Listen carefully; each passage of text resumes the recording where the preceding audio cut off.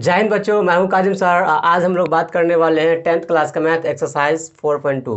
बच्चों, इस चैप्टर में हम लोग कुछ क्वेश्चन कर लिए थे और आज हम लोग करेंगे इसका तीसरा नंबर क्वेश्चन, क्योंकि वन का पूरे और दूसरा नंबर क्वेश्चन हम लोग कर लिए थे।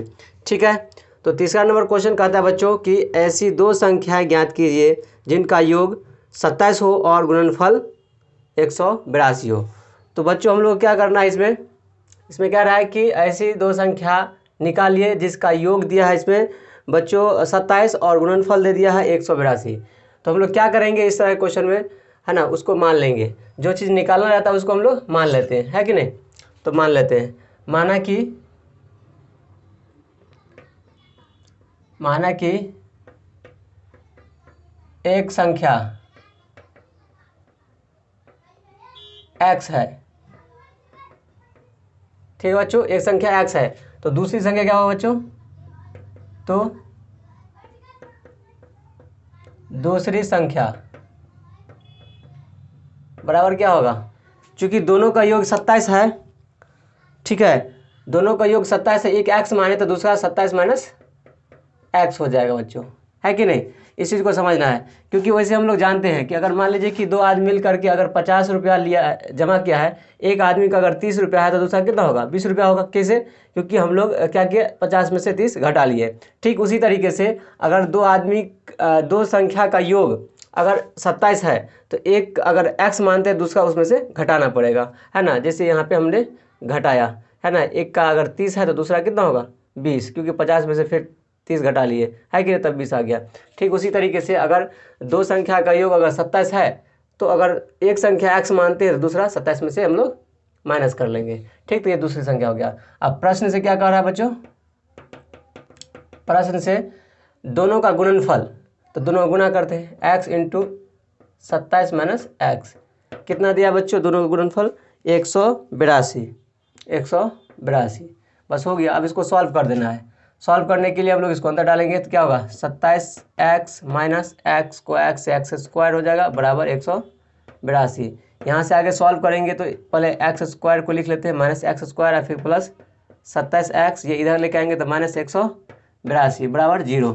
अब क्या करते हैं बच्चों, माइनस इसमें गुना करते तो इससे क्या होगा, यहाँ से माइनस हट जाएगा तो क्या होगा, एक्स स्क्वायर माइनस 27x और ये प्लस हो जाएगा 182 बराबर 0। ठीक है बच्चों, अब इसको हम लोग गुणनखंड करके x का मान निकाल लेंगे।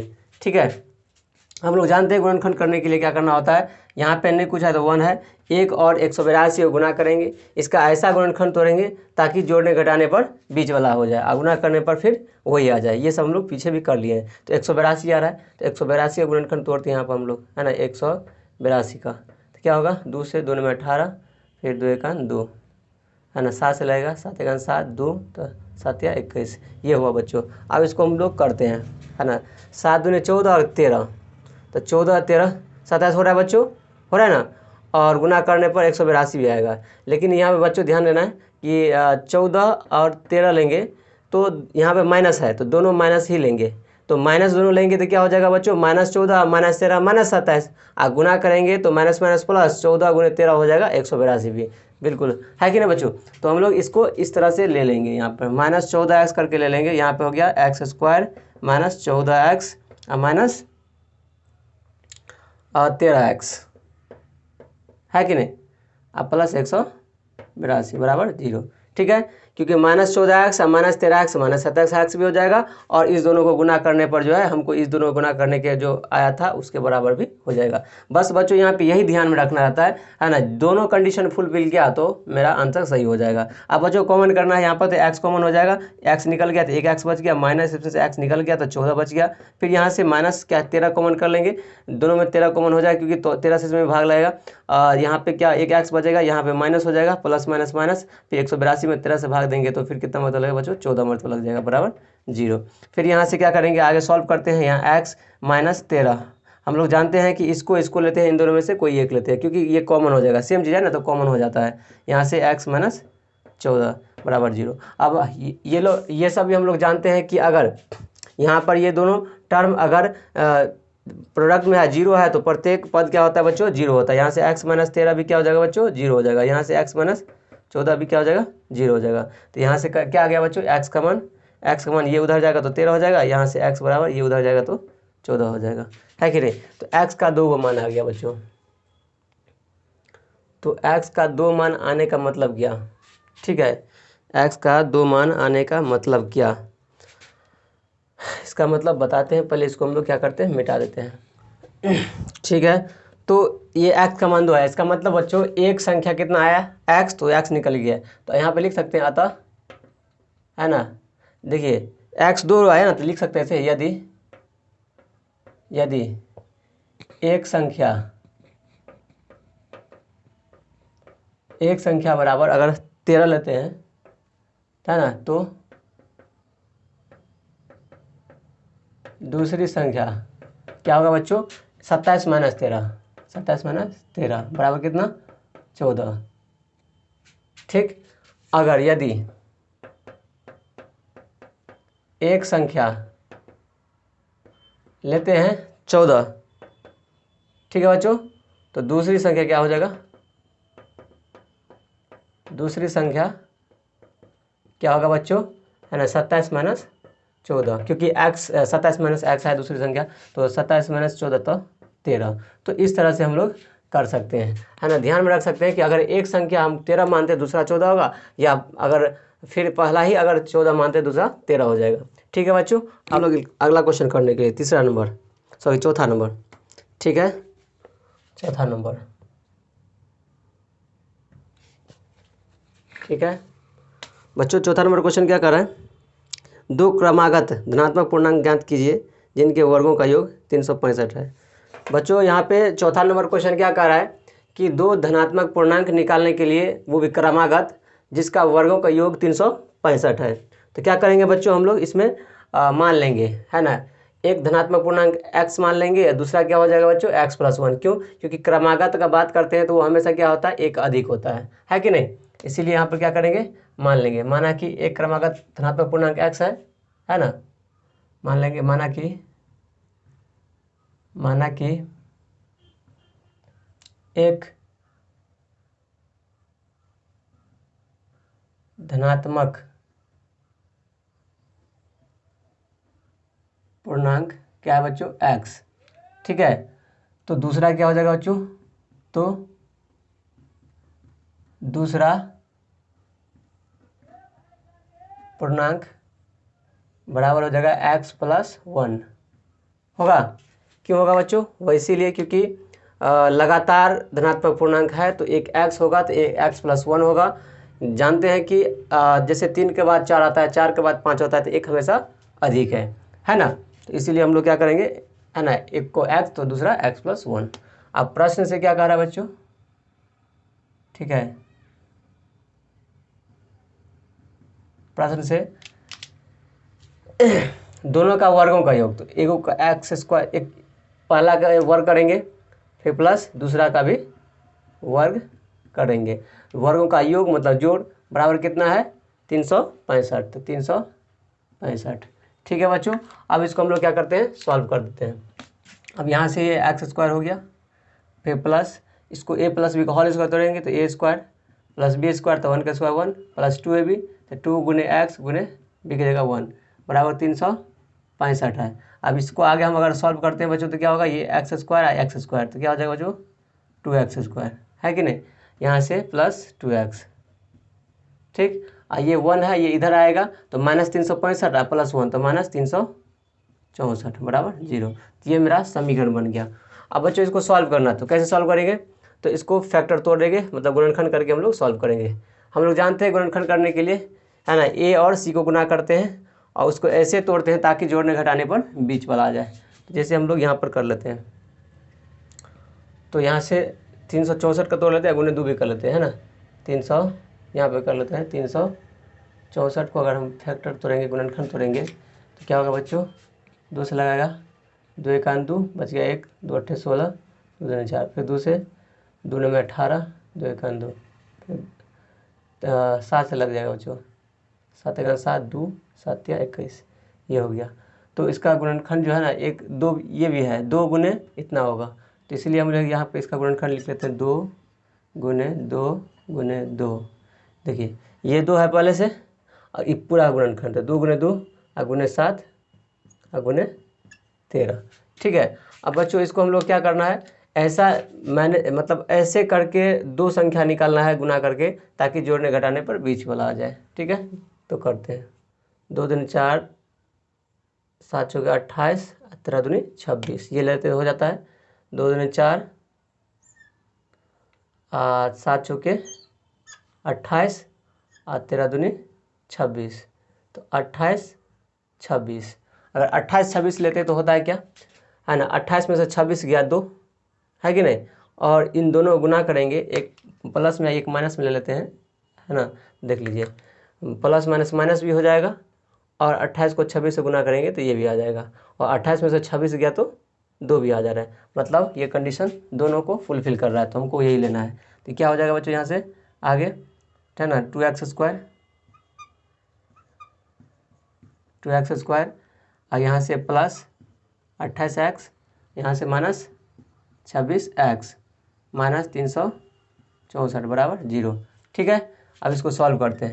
तो यहाँ से देख रहे हैं कि कॉमन हो रहा है, 28 में भी 2 से भाग लगेगा, इसमें भी, तो यहाँ से 2x कॉमन हो रहा है, x इसमें भी है, इसमें भी एक x बच गया, इसमें भाग देंगे 28 में 2 से, तो क्या हो जाएगा बच्चों 14, है ना। माइनस कितना कॉमन कर लें, 26 कॉमन कर, माइनस 26 कॉमन करना पड़ेगा, तभी ना यहाँ बचेगा x।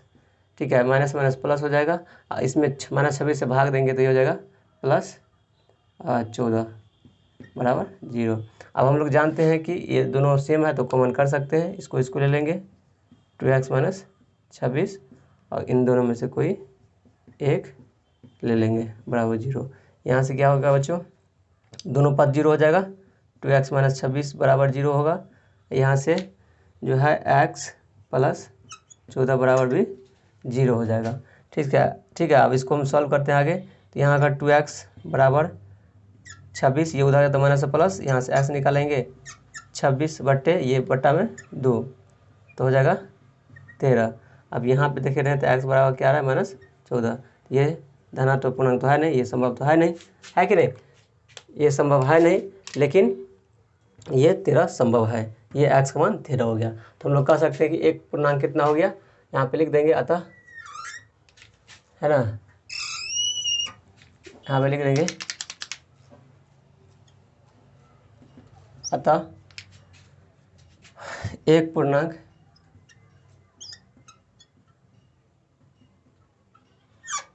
बराबर कितना हो गया बच्चों 13, और दूसरा क्या हो जाएगा, दूसरा पूर्णांक बराबर 13 प्लस 1 तो 14, हाँ सही है, सही है, ऐसे भी कर सकते हैं, 13 प्लस 1 14। ठीक है, क्योंकि x प्लस 1 तो x आया 13 प्लस 1 तो हो गया 14, तो ये मेरा आंसर हो गया। ठीक है बच्चों, तो इस तरह से हम लोग करेंगे। अब चलते हैं हम लोग अगला क्वेश्चन करने के लिए, नेक्स्ट। तो बच्चों चलते हैं हम लोग नेक्स्ट क्वेश्चन करने के लिए, 5वां नंबर। ठीक है, ठीक है बच्चों, यहाँ पे क्या कर रहा है क्वेश्चन में कि एक समकोण त्रिभुज है, क्या है, एक समकोण त्रिभुज है ना, ये समकोण त्रिभुज है। हमको क्या रहा है कि समकोण त्रिभुज में जो है ऊंचाई जो है आधार से 7 सेंटीमीटर कम है, और कर्ण 13 दे दिया है सेंटीमीटर, तो हमको क्या रहा है निकालने के लिए बच्चों, है ना, अन्य दो भुजा। ठीक है, अन्य दो भुजा मुझे निकालना है, मतलब ये निकालना है और ये निकालना है ना, ये सेंटीमीटर में है। ठीक है, तो क्या करेंगे बच्चों, मान लेते हैं यहाँ पर, कोई दिक्कत नहीं, यहाँ पे माना कि आधार, माना कि समकोण त्रिभुज का आधार, समकोण त्रिभुज का आधार x है। अगर बच्चों आधार x मान लेते हैं तो क्या होगा, इसका ऊंचाई, है ना, तो यहाँ पे डायरेक्ट लिखते हैं, ऊंचाई कितना हो जाएगा बच्चों, x माइनस 7, क्यों कह रहा है ऊंचाई 7 सेंटीमीटर कम है, और कर्ण तो दे ही दिया है आपको, ठीक है, 13 सेंटीमीटर। तो पाइथागोरस प्रमेय यहाँ लगाएंगे, क्यों, क्योंकि बच्चों यहाँ पे समकोण त्रिभुज है, हम लोग जानते हैं समकोण त्रिभुज में पाइथागोरस प्रमेय लग जाता है, मतलब कर्ण स्क्वायर बराबर लंब स्क्वायर प्लस आधार स्क्वायर, है ना। तो यहाँ पे लिख सकते हैं पाइथागोरस प्रमेय के अनुसार, है ना, पाइथागोरस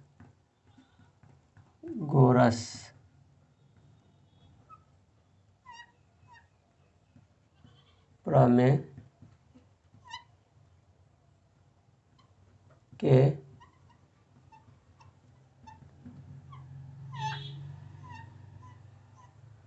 है ना बच्चों। हम लोग जानते हैं पाइथागोरस प्रमेय के अनुसार क्या जानते हैं कि कर्ण स्क्वायर बराबर लंब स्क्वायर प्लस आधार स्क्वायर, है कि नहीं, या लंब स्क्वायर प्लस आधार स्क्वायर बराबर कर्ण स्क्वायर। तो यहाँ पे ऐसे भी कर सकते हैं। तो x माइनस 7 का होल स्क्वायर, ठीक है, अब प्लस एक्स स्क्वायर बराबर हो जाएगा बच्चों 13 का स्क्वायर, है कि नहीं।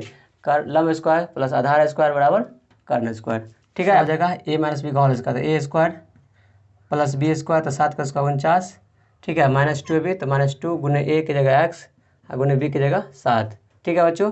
यहाँ प्लस एक्स स्क्वायर हो गया बराबर, यहाँ पे 13 का स्क्वायर करेंगे तो 169 हो जाएगा, ठीक। अब आगे करते हैं, x square plus x square कितना होगा बच्चों 2x स्क्वायर।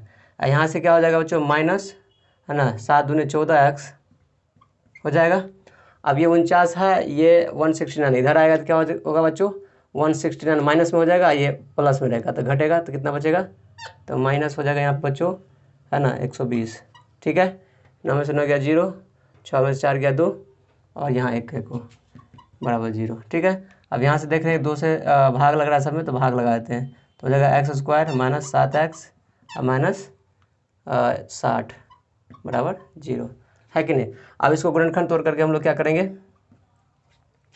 सॉल्व कर लेंगे। तो क्या करते हैं बच्चों, ए और सी को गुना करते हैं, 60 गुणनखंड करना पड़ेगा हमको, तो माइनस को रहने देते हैं, पहले 60 कर लेते हैं, उसके बाद हम उसको मैनेज करेंगे। 2 से लगेगा 2 अच्छा 0, फिर 2 से लगेगा 15, फिर 3 से लगेगा 3 5 15, तो 2 दूनी 4 या 12 5 60, 12 और 5 ले रहे हैं तो हो रहा है लगता है 12 और 5, 12 5 60। अगर इसमें माइनस इसमें माइनस ले लें, इसमें प्लस ले लें, तो 12 5 60 माइनस प्लस माइनस भी, और -12 प्लस 5 -7 भी, है कि नहीं, ठीक। तो इसीलिए दोनों कंडीशन फुलफिल हो रहा था, इसलिए वही लेंगे।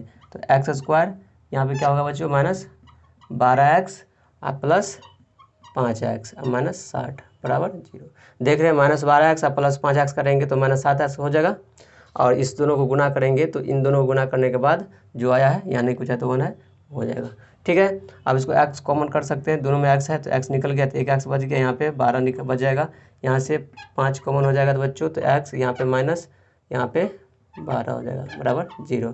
अब यहाँ से क्या करेंगे बच्चों, इसको ले लेंगे तो x प्लस 5 हो जाएगा, और इन दोनों में से कोई एक हो जाएगा बराबर 0। अब हम लोग जानते हैं कि प्रत्येक टर्म 0 हो जाएगा यहाँ से, तो यहाँ से x प्लस 5 बराबर भी 0 होगा, यहाँ से x माइनस 12 भी क्या हो जाएगा बच्चों 0 होगा। यहाँ से अगर निकालेंगे तो क्या होगा बच्चों, यहाँ से x बराबर -5 होगा, यहाँ से x बराबर 12 आएगा, ठीक है बच्चों। तो इससे मुझे यही पता चला x का मान निकल गया, तो इसका मतलब क्या निकला आधार, तो लिख देंगे अतः आधार कितना आया बच्चों, आधार आया 12, और ऊंचाई तो x -7 है, तो 12 - 7 बराबर 5 सेंटीमीटर, ठीक है बच्चों। तो ये मेरा आंसर हो गया, ठीक है। तो इस तरह से हम लोग काम करेंगे। अब बढ़ते हैं हम लोग नेक्स्ट क्वेश्चन बनाने के लिए। तो बच्चों चलते हैं हम लोग नेक्स्ट क्वेश्चन 6ठा नंबर बनाने के लिए। क्या कह रहा है, एक कुटीर उद्योग एक दिन में कुल बर्तनों का निर्माण करता है। एक विशेष दिन यह देखा गया कि प्रत्येक नग की निर्माण लागत उस दिन के निर्माण किए गए बर्तनों की संख्या के दोगुने से 3 अधिक थी।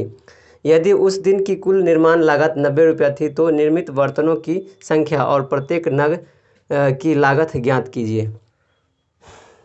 तो बच्चों ये जो क्वेश्चन है, ये हम लोग दूसरा नंबर सवाल में जो उदाहरण 1 किए थे, उदाहरण 1 का जो सेकंड कंडीशन था, सेकंड वाले जो समस्या था, उसी के तरह ये भी क्वेश्चन है, ठीक है। तो जिस तरीके से वहाँ पे हम लोग क्या किए थे, है ना, मान लिए थे कि किसी दिन एक्स बर्तन का खिलौना था, वहाँ पर किसी दिन एक्स खिलौना का निर्माण हुआ है, तो उसी तरीके से यहाँ भी हम लोग मान लेंगे, माना कि किसी दिन एक्स बर्तन का निर्माण किया गया है ना, मान लेंगे, माना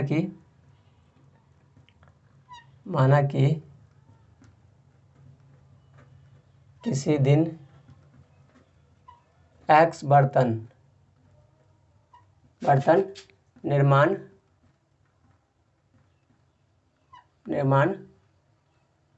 हुआ, ठीक है। मान लिए कि किसी दिन x बर्तन निर्माण, बच्चों इसमें क्या कह रहा है कि एक बर्तन का जो लागत है वो इसमें जो निर्माण किया गया बर्तन है उसके दोगुने से 3 अधिक है ना। तो यहाँ पे लिख सकते हैं कि एक बर्तन का मूल्य क्या हो जाएगा बच्चों, एक है ना बर्तन का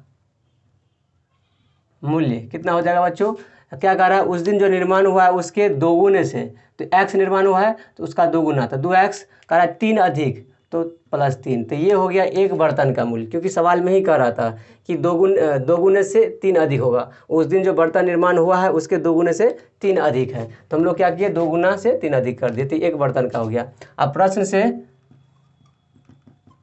बच्चों उसमें निर्माण लागत कितना लगा, 90 रुपया। लोग यहाँ पे आगे काम कर लेते हैं बच्चों। यहाँ पर एक बर्तन का मूल्य कितना बच्चों, एक बर्तन का मूल्य आया 2x + 3 और कितना निर्माण हो गया हम बच्चों, x बर्तन निर्माण हुआ है। तो एक बर्तन का मूल्य में है ना उनके बर्तनों की संख्या से अगर गुना कर देते हैं तो क्या निकल जाता है, इसका पूरे का मूल्य निकल जाता है। तो यहाँ पे हम लोग क्या करेंगे, यहाँ से है ना x में 2x + 3 से गुना कर देंगे, तो ये कितने के बराबर हो जाएगा बच्चों, 90 के, क्योंकि उस दिन जो है 90 रुपया लागत पड़ा था और 90 रुपया लागत पड़ा था, और इधर से अगर हम निकालना चाहेंगे इसका लागत तो कैसे निकलेगा, तो एक बर्तन का जो मूल्य है उसमें उनके संख्याओं से अगर गुना करते हैं तो क्या निकलता है, उसका लागत निकलता है ना। इसको हम ऐसे भी समझ सकते हैं कि मैंने उस दिन भी बताया था कि अगर एक साबुन का दाम 5 रुपया है, ठीक है, और मान लीजिए किसी दिन वो 500 अगर साबुन बनाता है तो उसका दाम कितना होगा, इन दोनों को गुना कर देंगे तो 5 या 25 रुपया हो जाएगा, है कि ना बच्चों।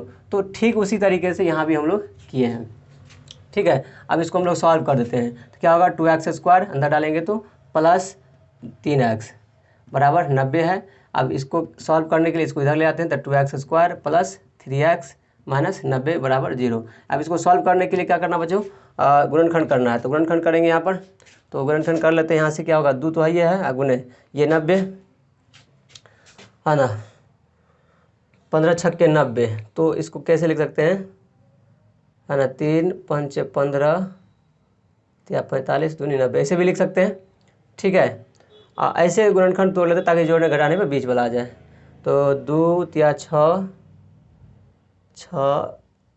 दूनी 12 5 या 15, अगर 12 और 15 ले तो 12 और 15 लेंगे तो गुना करने पर आ जाएगा, इसको गुना करने के बराबर, लेकिन एगो माइनस लेना पड़ेगा, तो इसमें कौन माइनस ले, ये माइनस लेते हैं, तो 15 में से 12 गया 3 भी है ना, 15 में से 12 गया 3 भी, और इस दोनों गुना करेंगे तो इन दोनों गुना करने के बाद भी आ जाएगा, ठीक। तो यही लेते हैं, तो यहाँ से हो गया 2x², तो यहाँ पे हो जाएगा +15x -12x -90 बराबर 0। तो यहाँ से हम लोग कॉमन करते हैं, जो कॉमन होगा उसको कॉमन कर लेंगे, तो यहाँ पे क्या कॉमन हो रहा है बच्चों, x कॉमन हो रहा है, तो x कॉमन कर लेंगे, तो यहाँ से 2x + 15 होगा, है कि नहीं। यहाँ से माइनस कितना कॉमन कर लें, 6 है ना, तब हो जाएगा 2x, ये माइनस प्लस, तो यहाँ पे हो जाएगा फिर से 15 बराबर 0। यहाँ से x -6 हो जाएगा, इन दोनों में से इसको ले लेंगे, इन दोनों में से कोई एक ले लेंगे, तो 2x + 15, ये सब तो हम लोग पहले भी कर लिए हैं। अब इसको प्रत्येक टर्म 0 होता है तो x - 6 भी 0 हो जाएगा, यहाँ से 2x + 15 भी क्या होगा 0, तो यहाँ से x मान क्या आ गया बच्चों 6, ये तो नॉट पॉसिबल होगा, x - 15/2, ठीक है, ये तो संभव नहीं है, ये हो जाएगा है ना x का मान ये। तो ये जो निकला हमको क्या निकला बच्चों, बर्तनों की संख्या, उस दिन x बर्तन निर्माण किया गया था, तो हम लोग यहाँ पे कहेंगे अतः उस दिन जो है 6 बर्तन निर्माण किया गया है ना, क्या कितना किया गया अतः है ना, उस दिन कितना बर्तन निर्माण हुआ, उस दिन है ना 6 बर्तन है ना निर्माण हुआ। और एक बर्तन का मूल्य कहेंगे तो कितना हो जाएगा बच्चों, है ना, एक बर्तन का मूल्य कितना हो जाएगा बच्चों, दुगुना से 3 अधिक, तो 2 गुने x का मान आ गया 6 + 3, 6 दूनी 12 + 3 बराबर 15 रुपया, है कि नहीं बच्चों। तो एक बर्तन का दाम हो गया 15 रुपया, उस दिन कितना बर्तन बनाया गया, 6 बर्तन बनाएगा, ठीक है। तो इस तरह से हम लोग करेंगे, तो ये क्वेश्चन हम लोग को समझ में आ गया होगा। अगर बच्चों ये वीडियो आपको अच्छा लग रहा हो तो प्लीज़ लाइक कमेंट और सब्सक्राइब करें, और अपने दोस्तों के पास भी इस वीडियो को शेयर करें ताकि वो भी इसका फ़ायदा उठा सके। बहुत बहुत धन्यवाद।